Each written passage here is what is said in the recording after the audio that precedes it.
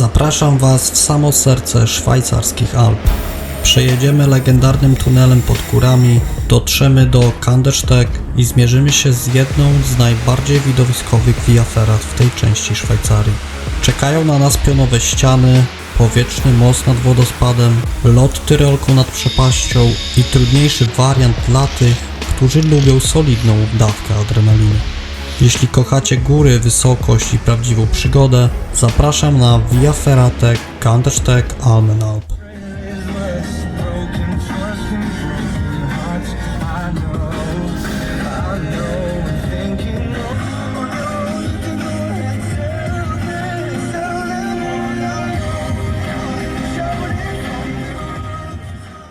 Z południowej Szwajcarii, z kantonu Valais, wyruszamy do Kandersteg.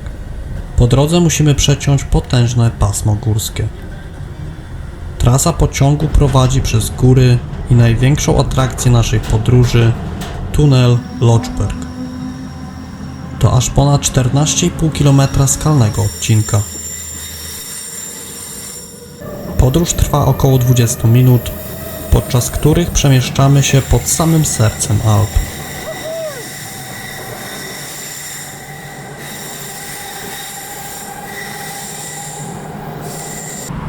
Kandersteg to urocze miasteczko położone w sercu berneńskich Alp.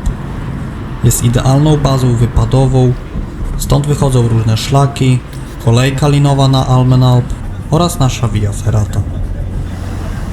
Po dotarciu na miejsce zostawiamy samochód na parkingu i rozpoczynamy podejście, które trwa około 15 minut.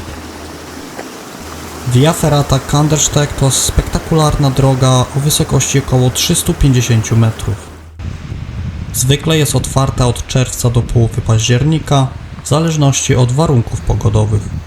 Początkowo prowadzi łagodnym szlakiem, który pozwala się rozgrzać i wprowadza w alpejski klimat. Start ferraty jest bardzo łatwy, a w dalszej części trudności nie przekraczają zwykle skali C. Całkowity czas pokonania ferraty to zazwyczaj 2,5 do 3 godzin. Znajdziemy tu sporo prętów i kilka drabin, w tym jedną 12-metrową, na której właśnie jesteśmy. Na tym odcinku pojawia się też ciekawy trawers po płytach z piękną ekspozycją na dolinę. Ta Via Ferrata nie jest dla początkujących. Miejscami pojawiają się odcinki CD, a jeden fragment wyceniony jest nawet na D.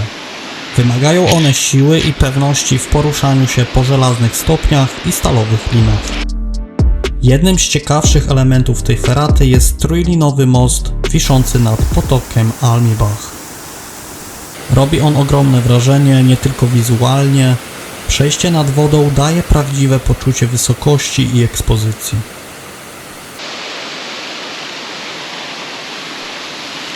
Almibach to górski potok znany z 4 wodospadów, który przecina 350-metrową skalną ścianę.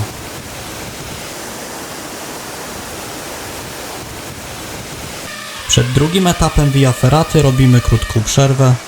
Są tu ławeczki, można odpocząć i zdecydować, którym wariantem będziemy kontynuować. Dla osób szukających jeszcze większego wyzwania istnieje trudniejszy wariant, bardziej techniczny fragment o trudnościach D, oferujący jeszcze większą ekspozycję i wymagający solidnej pracy fizycznej. Początkowo pojawiały się odcinki CD i 1 za D, a wyżej trudności stopniowo maleją. To świetna zabawa i zdecydowanie warto wybrać ten wariant. Jeśli lubisz wysokość i adrenalinę, to miejsce koniecznie powinno znaleźć się na Twojej liście górskich przygód. Na prawo jest normal, a do góry jest ten Freund. Czy one się tu łączyły? Czy mogliśmy normalnie tam tą drabinką pójść i tutaj sobie wejść na ten wariant? Szkoda.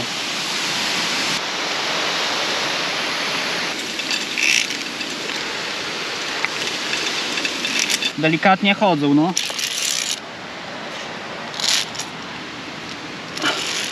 Trochę dziwne, bo są nowe, nie? Przed nami droga, która sprawdzi zarówno głowę, jak i kondycję. Im wyżej jesteśmy, tym bardziej rośnie ekspozycja. Ręce pracują na stalowych stopniach, nogi na wąskich półkach, a pod nami otwiera się kilkusetmetrowa przepaść z widokiem na wodospady Almibach.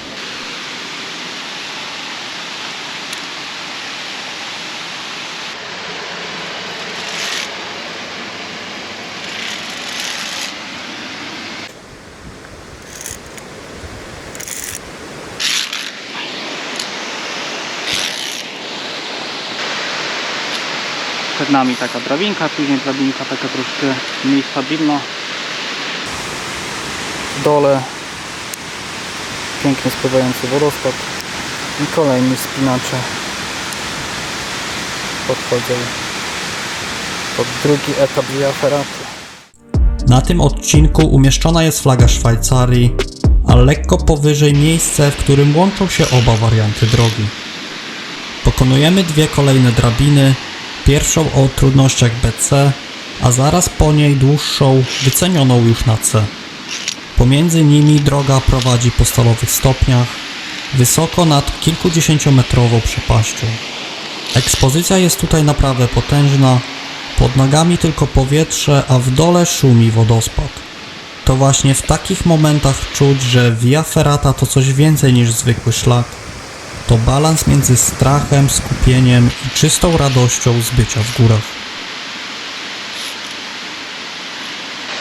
Jest i flaga Szwajcarii. To symboliczny punkt tej feraty. Flaga powiewa tu od lat, przypominając, że jesteśmy w samym sercu Alp. To także miejsce, w którym na chwilę można zwolnić, spojrzeć w dół i uświadomić sobie skalę przestrzeni, którą właśnie pokonaliśmy. Kandersteg, zobaczcie jak to wygląda ładnie z góry. Musimy podejść jeszcze tylko tam i w tym miejscu łączą się te dwa warianty. Koniec, Dorotka.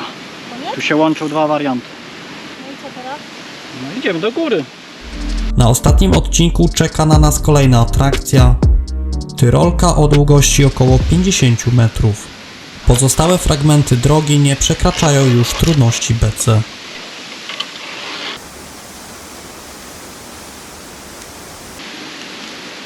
Widzisz jaka jest różnica w tym szlaku? Zobacz, ja mogę sobie stanąć, odpalić aparat, wziąć dwie ręce. Tam nie miałaś takiego momentu non-stop. Czasami stałaś w pionie, ale non-stop. To jest ta różnica trudności. Wychodzimy na stalową platformę zawieszoną nad przepaścią. Nad nami rozpięty jest trójlinowy most, a kilkadziesiąt metrów niżej z hukiem spadają wody potoku Almibach. Szumiący wodospad potęguje wrażenie wysokości i sprawia, że każdy ruch czuć tu podwójny, zarówno w nogach, jak i w głowie.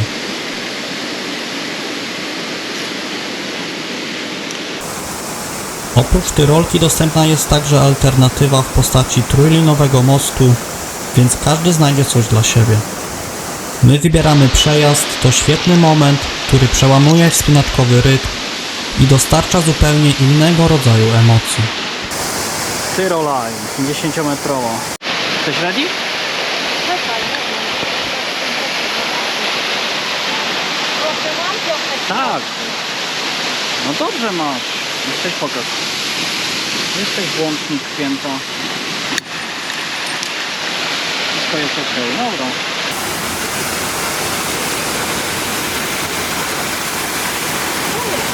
Boisz się? To jest tak jak w Zermatt. W tym. W Scheveningen.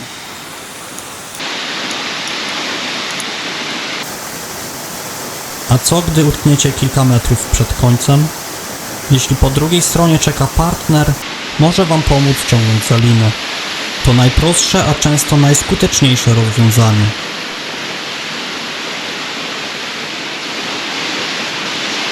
Tu jest wszystko opisane, instrukcja. Właśnie muszę ten zestaw sobie przyciągnąć. Zobaczcie, jakie tu piękne widoki. Wodospadzik w tle.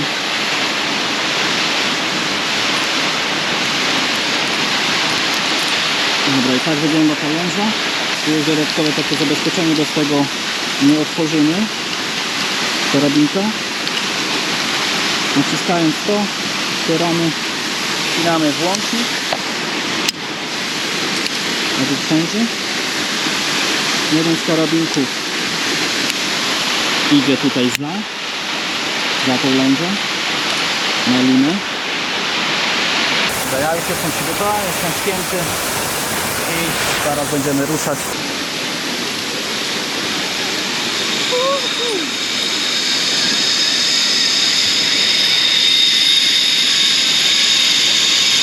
Gdy jednak prędkość okaże się zbyt mała i zatrzymamy się nad przepaścią bez pomocy z drugiej strony, również da się z tej sytuacji wyjść samodzielnie.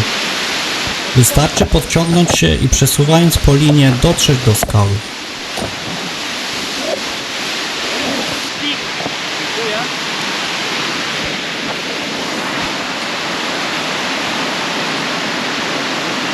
To fajnie, nie? Po pokonaniu feraty pozostaje dotrzeć do górnej stacji kolejki Almenau. Za Tyrolką pokonujemy już ostatnie metry feraty. Ostrożnie przechodzimy fragmenty, które nie przekraczają trudności BC.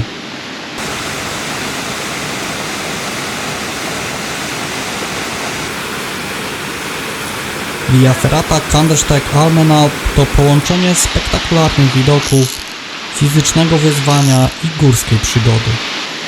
To droga dająca ogromną satysfakcję, szczególnie gdy stoisz na górze i patrzysz na dolinę, którą dopiero co pokonałeś. Pod nami kilkaset metrów pionowej przestrzeni, a huk wodospadu niesie się echem po całej dolinie. Człowiek naprawdę czuje tu, jak mały jest wobec potęgi gór. Z górnej stacji można wrócić kolejką linową albo zejść pieszo jednym z górskich szlaków do doliny. I przy tym drzewie prawdopodobnie jest to koniec już Via Ferraty, tu już zostały tylko ostatnie takie podejścia. Jak, Dorotka, oceniasz Via Ferratę? Albo mam już zmęczone ręce, albo tu było więcej pracy rękami. Na tym dodatkowym wariancie? Tak. Okej. No tam było za 4+, to dlatego może. Właśnie naciąga burza. Idziemy do kolejki. Mam nadzieję, że zdążymy. Jest 16.